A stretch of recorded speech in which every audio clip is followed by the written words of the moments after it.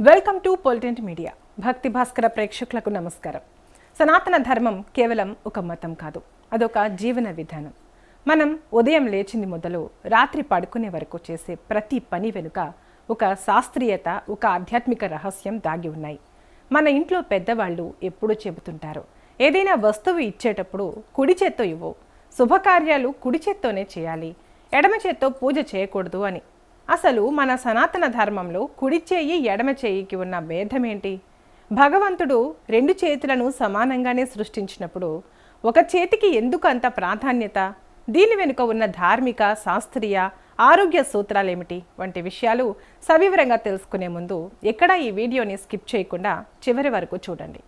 మన శాస్త్రాల ప్రకారం మానవ శరీరం ఒక బ్రహ్మాండం. విశ్వంలో ఉన్న శక్తులన్నీ మన పిండంలోనూ మన శరీరంలోనూ ఉన్నాయి.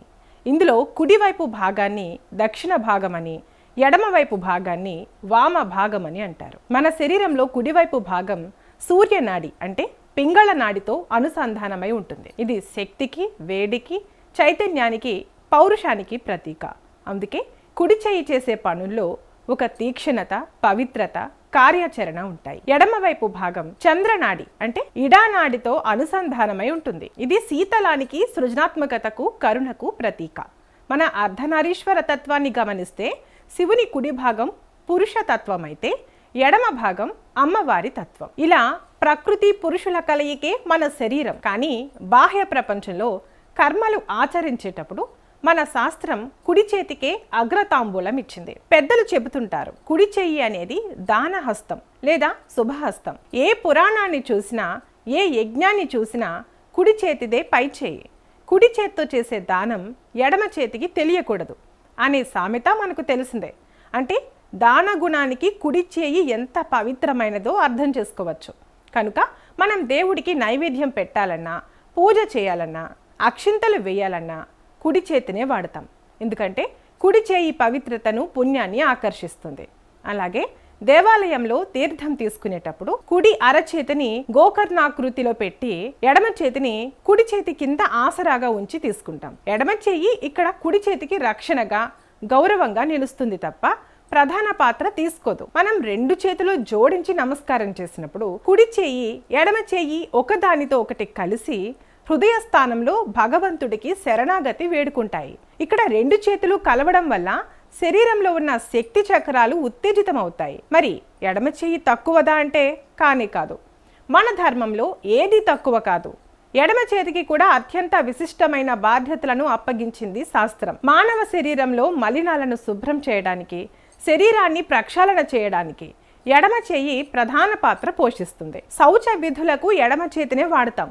కుడి చేయి కర్మ చేస్తుంటే ఎడమ చేయి దానికి సంపూర్ణ సహకారాన్ని అందిస్తుంది. పూజలో గంట వాయించడానికి ఎడమ చేయిని వాడతాం. అభిషేకం చేసేటప్పుడు పాత్రను పట్టుకోవడానికి ఎడమ చేయి తోడ్పడుతుంది. ఎడమ చేత్తో ఎవరికి వస్తువులు ఇవ్వకూడదు, భోజనం చేయకూడదు అని ఎందుకు చెబుతారంటే శాస్త్రరీత్యా ఎడమ చేయి అశుచిని శుభ్రం చేయటానికి వాడతాం కాబట్టి. దాని ద్వారా ఇతరులకు వస్తువులు ఇస్తే అది అవమానించినట్లు అవుతుంది. అలాగే ఎదుటి వారి నుంచి ప్రతికూల శక్తి అంటే నెగిటివ్ ఎనర్జీ మనకు రాకుండా ఉండటానికి కూడా కుడి చేత్తోనే లావాదేవీలు సాగించాలని చెబుతారు. మన సనాతన ధర్మంలో చెప్పబడిన కుడి ఎడమ చేతుల భేదం వెనుక ఎలాంటి వివక్ష లేదు. అది కేవలం బాధ్యతల విభజన మరియు ఆరోగ్య సూత్రం.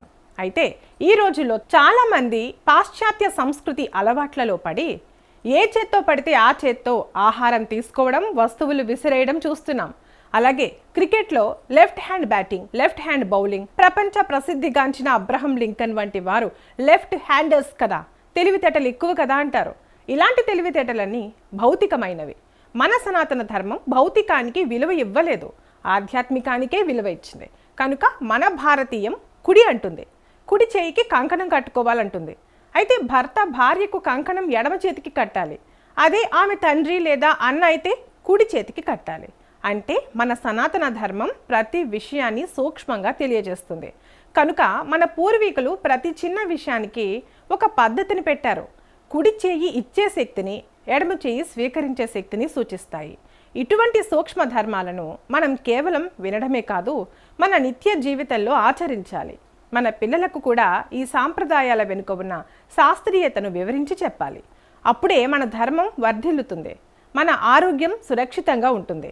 ఈ కార్యక్రమం మీకు నచ్చినట్లయితే లైక్ చేయండి, మీ కుటుంబ సభ్యులకు స్నేహితులకు షేర్ చేయండి. ఇలాంటి ఆధ్యాత్మిక విశేషాల కోసం మా ఛానల్ని సబ్స్క్రైబ్ చేసుకోవడం మర్చిపోకండి. సర్వే జన సుఖినో భవంతు.